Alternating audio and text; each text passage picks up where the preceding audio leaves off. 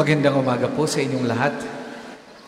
Kasama po ng inyong mga personal na intensyon at intensyon ng mga nagpamisa ngayong oras na ito at yung mga naghulog ng kanilang mga petitions and intentions sa ating mga donation boxes. Patuloy nating ipagdadasal ang lahat ng mga kaluluwa na naghihirap sa purgatorio at yung mga mahal natin sa buhay na pumanaw na. Ganon din po at lalong-lalo na ating ipinagdadasal ang lahat ng mga may sakit. Nagpipetisyon kay Santo Padre Pio at yung mga humihingi ng paggaling hindi lamang ng katawan o sakit pangkatawan, lalo't higit yung sakit pangkaluluwa, sakit pang puso at pang-isip o yung tinatawag na mental disease like depression, anxiety, at marami pang iba. Itong lahat ng ito, ating hinihiling sa Panginoon na tayo'y pagalingin upang makapaglingkod muli sa Kanya at mapalakas ang ating pananampalataya sa Kanya. Simulan natin ang pagdiriwang sa ngalan ng Ama at ng Anak at ng Espiritu Santo. Amen. Sumainyo ang Panginoon. At sumainyo rin. Mga kapatid, atin munang pagsisihan ang ating mga nagawang pagkukulang, humingi tayo ng awa at patawad sa Diyos sa ating mga nagawang kasalanan. Inaamin ko sa makapangyarihang Diyos at sa inyo mga kapatid, na lubha akong nagkasala sa isip, sa salita at sa gawa at sa aking pagkukulang. Kaya sinasamo ko sa mahal ni Birheng Maria, sa lahat ng mga anghel at mga banal, at sa inyo mga kapatid, na ako'y ipanalangin sa Panginoong ating Diyos. Kaawaan tayo ng makapangyarihang Diyos, patawarin tayo sa ating mga kasalanan at patnubayan tayo sa buhay na walang hanggan. Amen.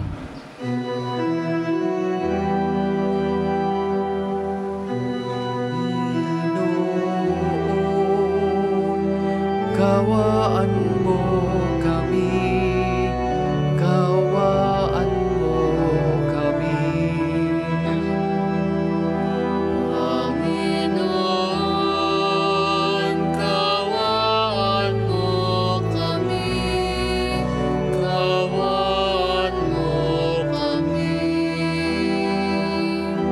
Kristo, kawaan mo kami, kawaan mo kami. Kristo, kawaan mo kami, kawaan mo kami.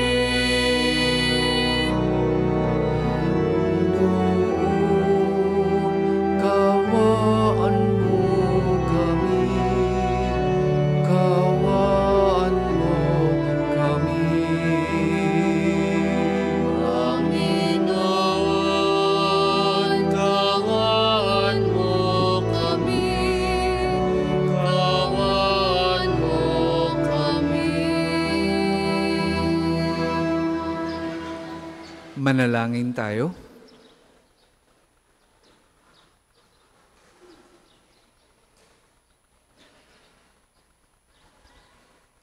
Ama naming makapangyarihan, ipagkalubong lagi naming ikaligayang ikaw ay paglingkuran, sapagkat walang maliw at walang kahulili pang kasiyahan.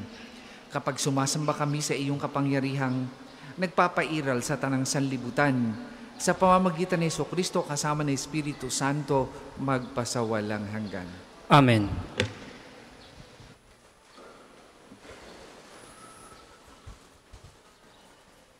Pagbasa mula sa unang aklat ng Makabeyo.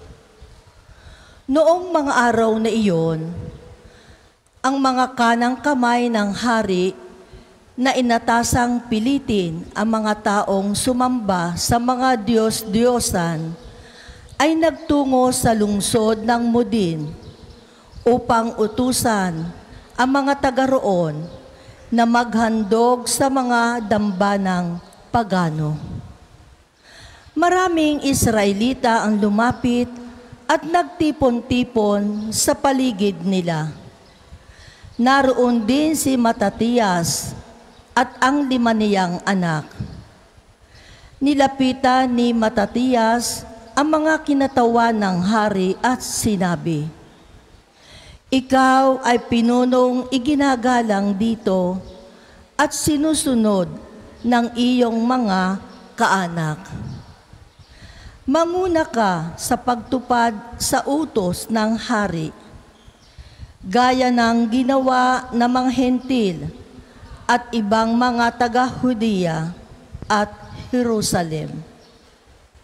Gawin mo lamang ito ay tiyak na mapapamahal ka sa hari, pati ng iyong mga anak, at gagantimpalaan kaniya ng pilak, ginto, at iba pang kaloob."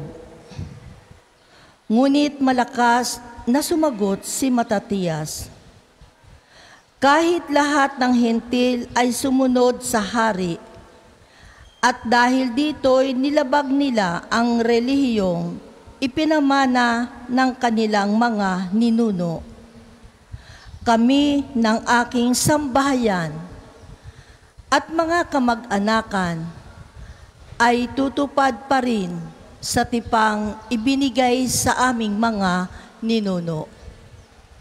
Huwag namang ipahintulot ng Diyos na sumuway kami sa kanyang mga utos. Hindi kami susunod sa gayong ipinagagawa ng hari, at lalo namang hindi kami magtataksil sa aming relihiyon kailanman." Katatapos pa lamang na magsalita si Matatias, ng isang kapwa Hudyo ang kitang-kitang lumapit sa dambanang nasa mudin at naghandog bilang pagsunod sa utos ng hari. Nang makita ito ni Matatias, nag-alab siya sa puot. Nilapitan niya ito at pinatay sa harap ng dambana. Pinatay rin niya ang sugo ng haring pumipilit sa mga tao na maghandog sa dambanang pagano. Pagkatapos, sinira niya ang dambana. Sa ganitong paraan, ipinakita niya ang kanyang pagmamalasakit sa kautusan, gaya ng ginawa ni Pheneas nang patayin nito si Zimri na anak ni Salu. Matapos gawin ito, nilibot ni Matatias ang buong lungsod na ganito ang isinisigaw, "Sino mang tapat sa tipan ng Diyos at tumutupad sa kanyang mga utos, ay sumunod sa akin." Pagkatapos nito, siya at ang kanyang mga anak ay namundok. Iniwanan nila ang lahat ng kanilang ari-arian sa lungsod. Ang marami na naniniwalang dapat sundin ang utos ng Diyos at mga tuntunin ng kanilang relihiyon ay lumabas din at sa ilang na nanirahan. Ang salita ng Diyos. Salamat sa Diyos. Salmong tugunan, ang masunurin sa Diyos ay sasagipin niyang lubos. Ang masunurin sa Diyos ay sasagapin niyang lubos. Ang dakilang Panginoon, ang Diyos na nagsasaysay. Ang lahat ay tinatawag sa silangan at kanluran. Magmula sa dakong Siyon, ang lungsod ng kagandahan, makikita siya roong nagniningning kung pagmasdan. Ang masunurin sa Diyos ay sasagipin niyang lubos. Ang lahat ng matatapat na lingkod ko ay tipunin. Silang tapat sa tipan ko't naghahandog niyong hain. Ang buong kalangitay naghahayag na ang Diyos isang hukom na matuwid, kung humatol ay maayos. Ang masunurin sa Diyos ay sasagipin niyang lubos. Ang ihandog ninyo sa Diyos ay ang inyong pasalamat. Ang pangakong handog ninyo ay tuparin ninyong lahat. Kung kayo ay may bagabag, ako lagi ang tawagin. Kayo'y aking ililigtas, ako'y inyong pupurihin. Ang masunurin sa Diyos ay sasagipin niyang lubos. Magsitayo pong lahat.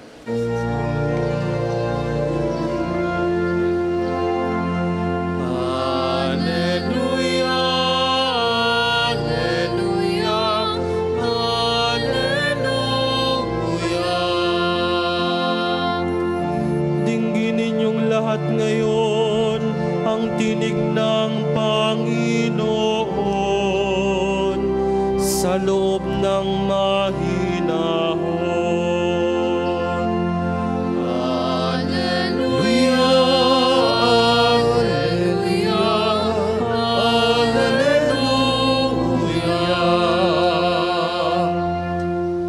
Sumainyo ang Panginoon. At sumain niyo rin. Ang mabuting balita ng Panginoon ayon kay San Lucas. Papuri sa iyo, Panginoon. Noong panahong yon, nang malapit na si Jesus sa Jerusalem at matanaw niya ang lungsod, ito'y kanyang tinangisan. Sinabi niya, kung nalalaman mo lamang sa araw na ito kung ano ang makapagdudulot sa iyo ng kapayapaan, ngunit lingid ito ngayon sa iyong paningin, sapagkat darating ang mga araw na paliligiran ka ng kuta ng iyong mga kaaway, kukubkubin at gigipitin sa magkabi-kabila. Wawasakin kanila at lilipulin ang mga anak mo sa loob ng iyong muog. At ni isang bato'y wala silang iiwan sa ibabaw ng kapwa bato, sapagkat hindi mo pinansin ang pagdating ng Diyos upang iligtas ka. Mga kapatid, ang mabuting balita ng Panginoon. Pinupuri ka namin, Panginoong Jesucristo. Magandang umaga po sa inyong lahat, lalo na po sa ating mga pilgrims na naririto ngayon. Magandang umaga, Ma'am Mista. Si Ma'am ay principal ng aking pamangkin. Dalawa kong pamangkin sa Canosa Academy. Nang sila elementary pa. Ganda ng foundation ng mga bata. Diyan ay dahil sa kanilang principal at mga guro. Kung ano daw po tayo bilang individual, ay refleksyon ng pamilyang ating pinanggalingan. Kung tayo'y magaspang ang ugali, maaring ganun tayo hinubog ng ating mga magulang. Kung tayo'y walang pakundangan sa kapwa, maaring yun ang ating kinamulatan. At hindi doon natatapos iyon. Kung ano ang bansa natin ngayon is a reflection collectively of the kind of family values. Well, I'm talking of collective values na meron tayo. Ano bang meron tayo ngayon? Ano pa? Alam nyo naman yan. Kabi-kabila ang korupsyon. Nakakalungkot, ang daming kababayan nating namatay nung bagyong Tino. Kakalungkot na umabot na sa 300. Ang namatay, dun pa lang yun. Pero hindi lang yun ang problema natin. Tandaan ninyo yung kauna-unahang, baka kauna-unahan kasi at that time, yun lang yung aking recollection. Baka yung mas senior sa akin ay may nauna pa. Yung pagbaha at flash flood sa Ormoc, Leyte noong 1990s, na ang daming natabunan, hindi natapos doon ang lahat. Nagsunod-sunod yan. Hanggang ngayon, ganun pa rin. Kinalbo ang bundok. At hindi ito mangyayari nang Ganun lang. Hindi ito mangyayari nang walang pagpayag yung mga authorities. At the heart of that problem ay yung values natin bilang individual, bilang nagpapatupad, na nanggaling sa pamilya na pag pinagsama-sama ay nakakaapekto sa buong bansa. Di po ba? Ang sabi ng iba, ang problema natin ay sistema. Well, tama naman. Pagpapa-implement ng sistema, tama naman, inaabuso. Ang sabi ng iba, ang problema yung mga politiko na pinagtiwalaan natin. Tama din naman. Ano po? Ang sabi ng iba ay dahil daw sa political dynasty, dahil sa kakulangan ng democratic processes, dahil sa corruption sa judicial system natin, walang napapurusan, etc., etc. Lahat ng pong ito ay nakatulong or nag-add ng or factors para mangyari ang kinalalagyan natin ngayon. Kita ninyo, wala nang magtiwala sa ating ngayon na investors. Ang piso na devaluate na uli, almost 60 pesos na ang price ng dollar. Sino ang apektado? Tayo. Bakit? Sino ang nagluklok doon? Well, sigurado akong hindi ako bumoto doon sa mga korap. Ano ho? Sino ang nagluklok doon sa mga korap na yun? Majority sa atin. Ano po? Bakit? At the heart of the problem ay ang kakulangan natin sa moral and spiritual na pamumuhay. Kasi kung tayo'y naninindigan para sa Diyos, naninindigan para sa tama, naninindigan para sa katarungan, naninindigan para sa kalayaan, at malinaw sa atin yan, at pinaninindigan natin collectively as a nation, hindi mangyayari ang ganyan. Hindi sapat ang pagbuo ng tamang sistema.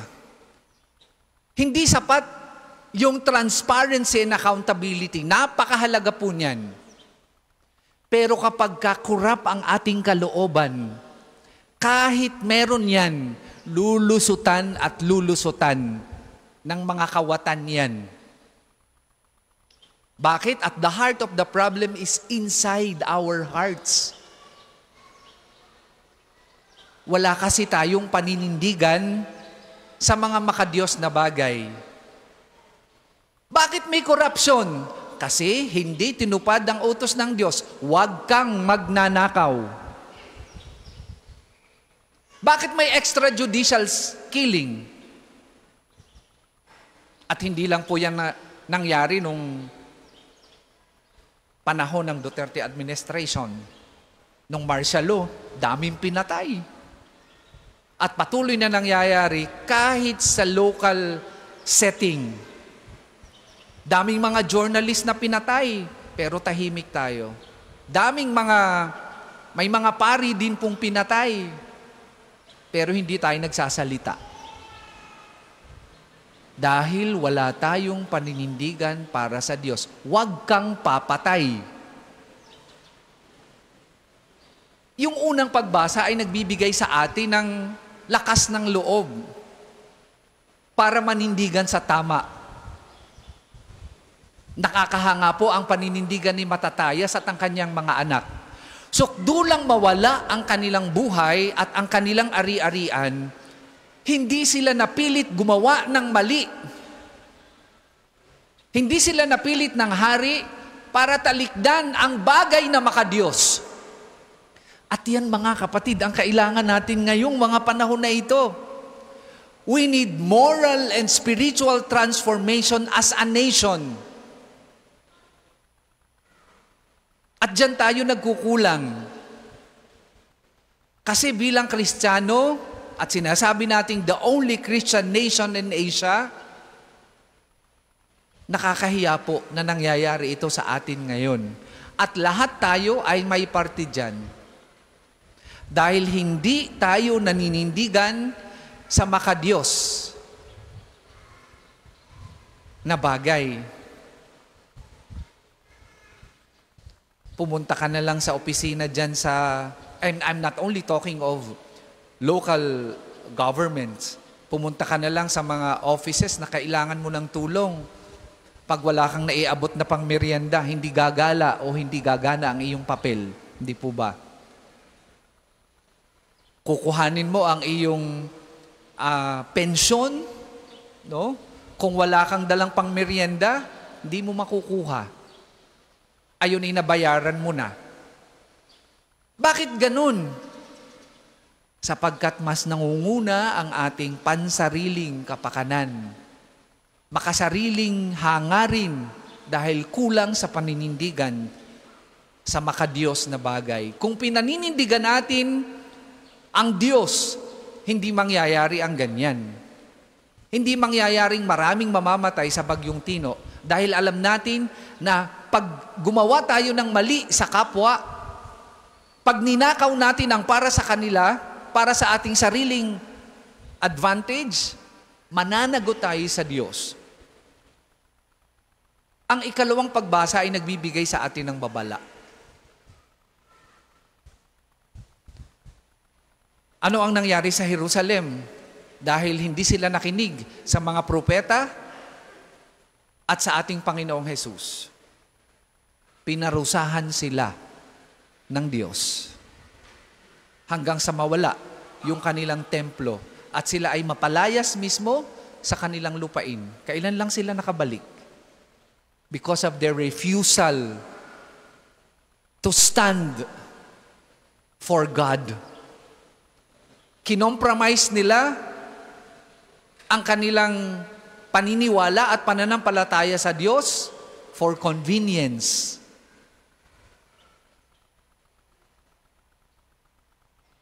They accommodated wrong practices and teachings for their own personal advantage. At ganyan din ang mangyayari sa atin kapag hindi tayo nanindigan sa tama. Ang sabi ng mahal na Birhen ng Fatima, ang gera, ang pestilence, ang lindol, ang bagyo, yan ay mga palatandaan. Yan ay mga parusa ng Diyos sa kasalanan ng tao. Wag lang nating basahin ang mga ito bilang natural calamities. Baka kaya nangyayari ang mga ito ay may pahiwatig ang Diyos.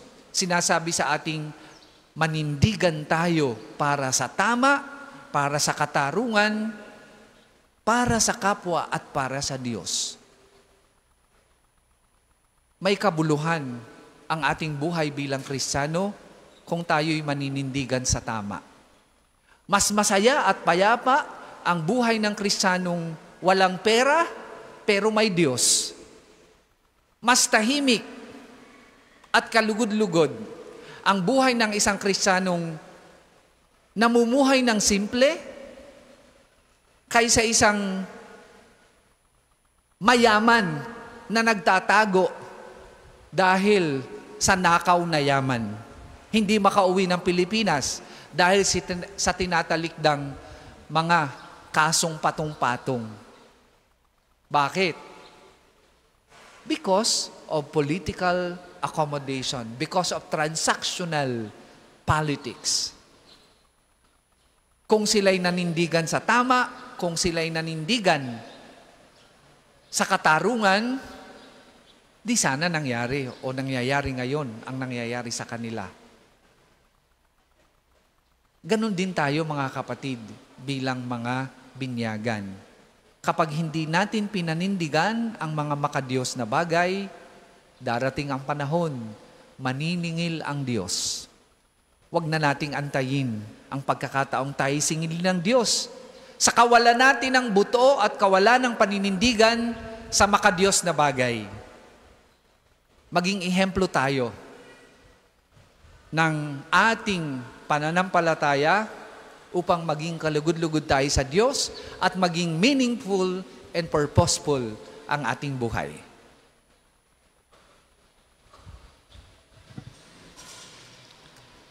Para po sa mga maghahandog ng sobre, pakihulog na lamang po sa buslo.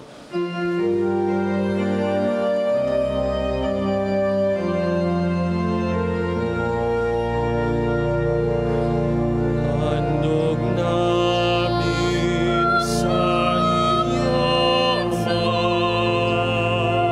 Kapuri-puri ka, Diyos, Tinapay at alak na ito. mula sa lupa at buko ng aming pagawaan, tinapay na ito parang Handog ng bayang umaasa, sumasamba't nagmamahal sa'yo. Kapuri-puri ka, Diyos, ang lumikha sa sanlibutan. Sa iyong kagandahan, Lord, narito ang aming alay mula sa katasunan sa loob ng aming pagawang alak nito para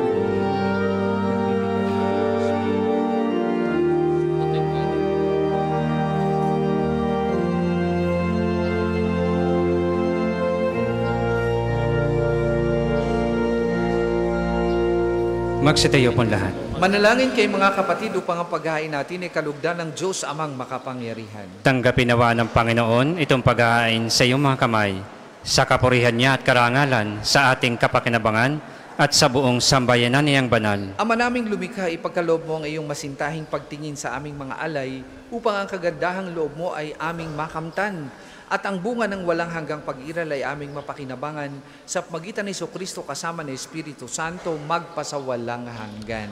Amen. Sumainyo ang Panginoon. At sumainyo rin. Itaas sa Diyos ang inyong puso at diwa. Itinaas na namin sa Panginoon. Pasalamatan natin ang Panginoong ating Diyos. Marapat na siya ay pasalamatan.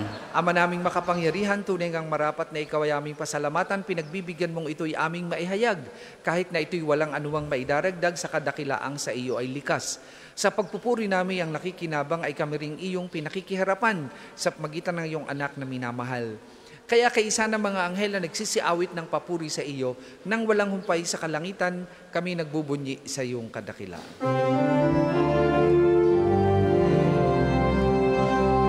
Banal ka pong may kapal, banal ang iyong pangalan, banal ang iyong kaharian, langit lupa'y nagpupugay sa iyong kadakilan, dinarakilan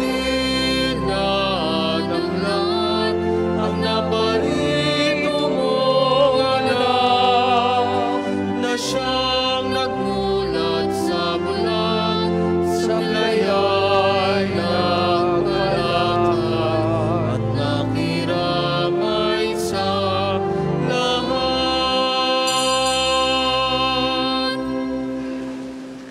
Ama naming banal, ikaw ang bukal ng tanang kabanalan, kaya't sa magitan ng iyong Espiritu gawin mong banal ang mga kaloob na ito, upang para sa aming maging katawan at dugo ng aming Panginoong Hesukristo.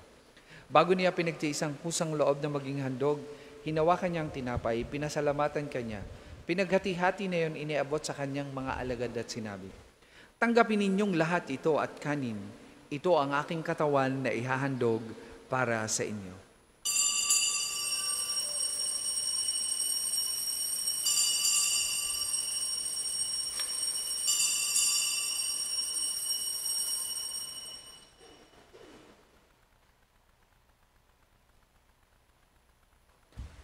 Gayon din naman nung matapos ang hapunan, hinawakan niyang kalis, muli kanyang pinasalamatan. Iniabot niya ang kalis sa kanyang mga alagad at sinabi, "Tanggapin ninyong lahat ito at inumin. Ito ang kalis ng aking dugo, ng bago at walang hanggang tipan. Ang aking dugo na ibubuhos para sa inyo at para sa lahat. Sa ikapagpapatawad ng mga kasalanan, gawin ninyo ito sa pag-alaala sa akin."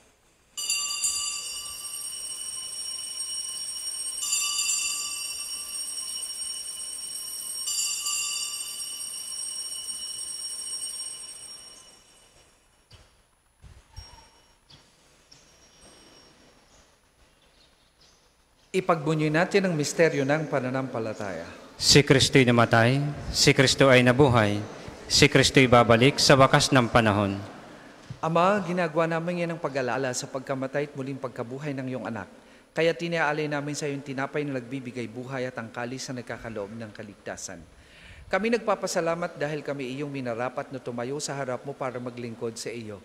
Sinasamo namin kami magsasalo-salo sa katawan at dugo ni Kristo ay mabuklod sa pagkakaisa sa magitan ng Espiritu Santo. Ama, lingapin mo yung simbahang laganap sa buong daigdig. Puspusin mo kami sa pag-ibig, kaisa ni Leon na aming Papa at ni Gilbert na aming Obispo at ng Tanang Kaparian. Alalahanin mo rin ang mga kapatid naming nahimlay nang may pag-asang sila'y muling mabubuhay, gayon din ang lahat ng mga pumanaw. Sa ilang sandali ng katahimikan, atin pong alalahanin ang mga mahal natin sa buhay na pumanaw na.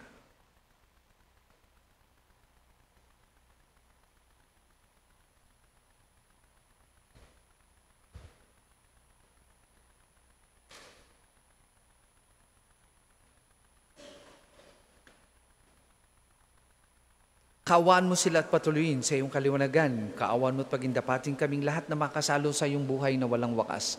Kaisa ng mahal na Birheng Maria na Ina ng Diyos, ni San Jose na kanyang kalinis-linisang esposo, kaisa ng mga apostol at ng lahat ng mga banal na namuhay dito sa daigdig ng kalugod-lugod sa iyo. May pagdiwang nawa namin ang pagpupuri sa ikararangal mo sa pamagitan ng iyong anak na aming Panginoong Hesukristo. Sa pamamagitan ni Kristo kasama na sa Kanya, ang lahat ng parangal at papuri ay sa iyo. Diyos amang makapangyarihan, kasama ng Espiritu Santo, magpasawalang hanggan. Amen, amen, amen.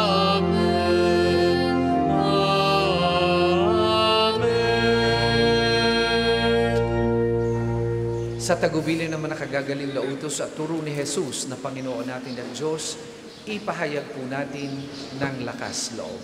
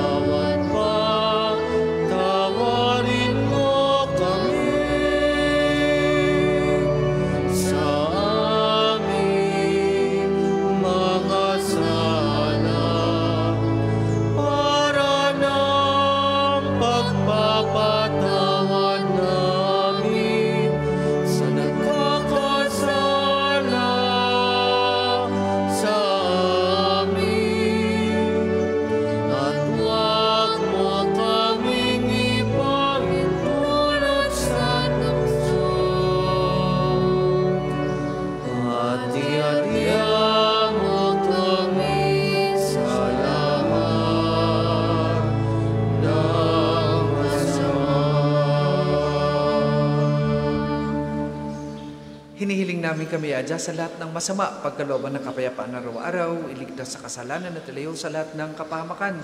Samantalang aming pinananabikan ang dakilang araw ng pagpapahayag ng tagapagligtas namin si Hesukristo. Sapagkat iyong kaharian, kapangyarihan at kapulihan, ngayon at magpakailanman, ngayon at magpakailanman. Panginoong Hesukristo, sinabi mo sa iyong mga apostol, kapayapaan ang iniiwan ko sa inyo, ang aking kapayapaan ang ibinibigay ko sa inyo. Tunghayan mo ang aming pananampalataya at huwag ang aming mga pagkakasala. Pagkalooban mo kami ng kapayapaan at pagkakaisa ayon sa iyong kalooban, kasama ng Espiritu Santo, magpasawalang hanggan. Amen. Ang kapayapaan ng Panginoon ay lagi pong sumainyong lahat. At sumainyo rin. Magbigayan po kayo at maghangad ng kapayapaan sa isa't isa. Kordero ng Diyos na nag-aalis ng mga kasalanan ng sanlibutan, maawa ka sa amin. Kordero ng Diyos na nag-aalis ng mga kasalanan ng sanlibutan, maawa ka sa amin. Kordero ng Diyos na nag-aalis ng mga kasalanan ng sanlibutan, ipagkaloob mo sa amin ang kapayapaan. Kung hindi po kayang lumuhod, ay manatili pong nakatayo ng may paggalang.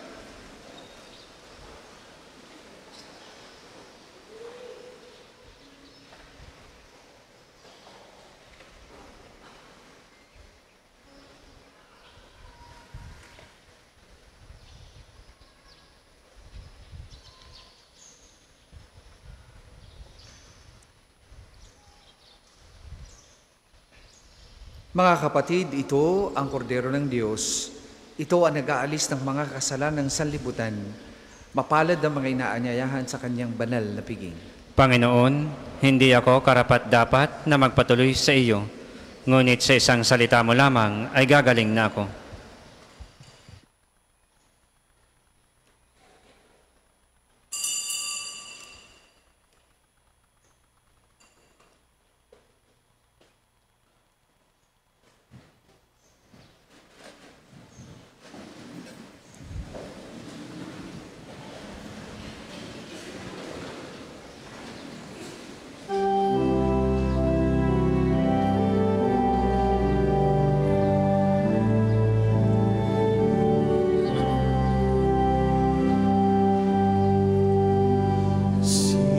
Jesus lamang ang dahilan ng pagtitipon.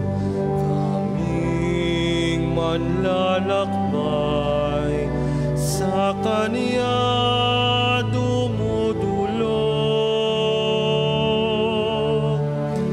Si Jesus lamang ang tangi namin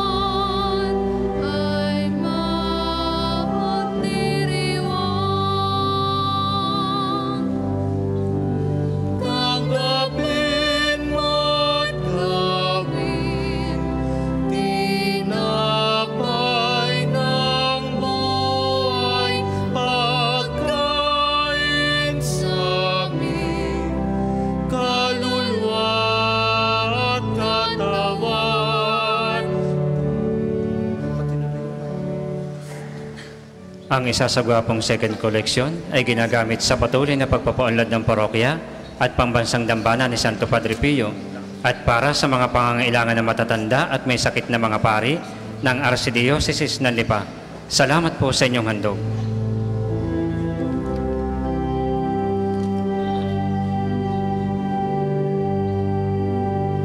Di man karapat-dapat kaming manlalakbay, tanggapin mo ang aming bayang nalay sa panalangin ng aming Reyna at Inay. Dalhin kami kay Jesus, ang aming buhay.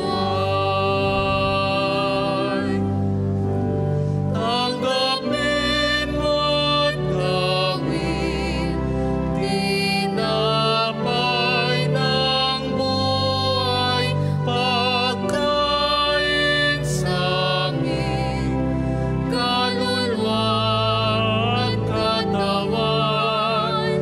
Tanggapin mo ang alak ng bagong tipan, inuming nagbibigay sa amin ng kalakasan.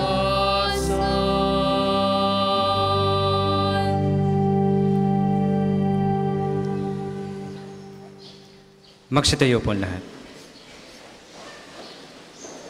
Manalangin tayo. Ama naming mapagmahal, sa pinagsaluhan naming banal na pakikinabang, ang amin nawang pag-ibig ay lalong madagdagan ng ginawa namin sa pag-alaala sa anak mong mahal na nag-utos ipagdiwang ang huling hapunan sa pamamagitan ni Jesucristo kasama ng Espiritu Santo magpasawalang hanggan. Amen.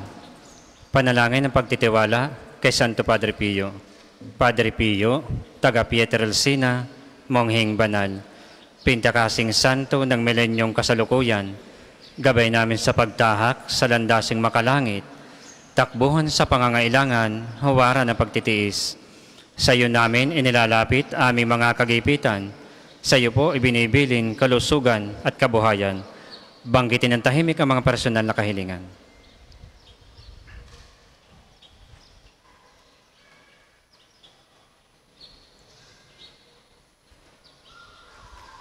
Di mang karapat-dapat, kami po ay pagbigyan, bendisyonan at basbasan, maging ganap sa buhay. Lumayo nawa kami, umiwas sa kasalanan, lumapit lagi sa Diyos, maging matatag at matibay. Sa mabuting balita ng pagliligtas, turuan mo kami nawa. Sa tuwin ay makinig, magnilay at sumampalataya. Amin pong pakiusap itong mga kahilingan. Puso ay nagsisisi, nagtitikang taimtiman. Di na muling magkasala, sunod lagi sa Diyos Amang, kaisa ng Espiritu at ni Jesus na tagapamagitan. Amen. Ang lahat po'y magsiupo para sa mga patalastas. Una, sa inyong pagdalaw sa pambansang dambana, mangyaring pakaingatan ang inyong mga personal na gamit. Hangad namin ng isang matiwasay at maayos na pagbisita sa National Shrine. Ikalawa, nais po naming ipagbigay alam sa inyo na ang Padre Pio Healing Bundle ay available sa ating mga tindahan. Ang langis na kasama nito ay may halo na langis na mula sa puno ng olibo na binasbasan ni Padre Pio nung siya'y nabubuhay pa. Naway magindaan ang ating Healing Bundle sa pagkakamit ng kagalingang mula sa Diyos. Ikatlo, sa darating na November 23 ay araw ng pagpapagaling ng Panginoon sa pamamagitan ni Santo Padre Pio. Ang mga oras ng Healing Mass at Healing Liturgy na may paggagawad ng langis ay sa ika-9 ng umaga at ika-6 ng hapon. Kayo at ang inyong mga may sakit ay inaanyayahan. Kaugnay po nito mula ika-8 ng umaga hanggang ika-3 ng hapon, patuloy nating ipagkakalob sa inyo ang iba pang mga gawain ng pagpapagaling tulad ng spiritual counseling direction, medical assistance, legal counseling, psychological support, family and marital counseling, feeding program, dental at eye check-up, acupuncture at bloodletting. Layunin nating magkaroon ng pangkalahatang kagalingan, lalo't higit ang mga kapatid nating mahihirap at kapuspalad. Sa mga lubos na nangangailangan ng pagkonsulta, kayo po ay makipag-ugnayan na agad sa ating opisina para sa pagpapalista at reservations. Dahil dito, pansamantala pong may pagbabagong oras ng ating mga misa sa November 23. Ika-5, ika-7 at ika-9 ng umaga. Ika-1 ng hapon ang First Communion at Kumpil ng mga kapatid nating PWD. Ika-4 ng hapon at ika-6 ng gabi. Nawa po'y magabayan tayo ng mga schedule na makikita din sa ating FB page. Ang susunod pang banal na misa ay sa ganap na ika-12 ng tanghali. Maraming salamat po at mangyaring panatilihin natin ang kalinisan, katahimikan at diwa ng pananalangin sa loob at labas ng ating mga simbahan. Magsitayo na po lahat para sa pagbabasbas ng religious articles. Mga kapatid, manalangin tayo sa Diyos sa mga makapangyarihan upang tayo maging kawangis ni Kristo sa taimtim na pagdalangin sa tulong ng mga larawan at dasalan. Manalangin tayo, O Diyos, Ikaw ang bukal ng lahat ng pagpapala at biyaya. Ibuhos mo yung bendisyon sa mga gamit na ito sa pananalangin, mga rosaryo, imahin, dasalan na nagpapalala ng kabutihan, kabanal at pagmamahal sa amin. Upang lahat na dumulog at magdasal gamit ang mga ito ay magtamo ng iyong awa at biyaya. Lobin mong tularan namin ang kabanalan at aral ni Kristo at ng mga santo magpasawalang hanggan. Amen. Ama namin, sumasalangit ka, sambahin ang ngalan mo, mapasa amin ang kaharian mo, sundin ang loob mo dito sa lupa para nang sa langit.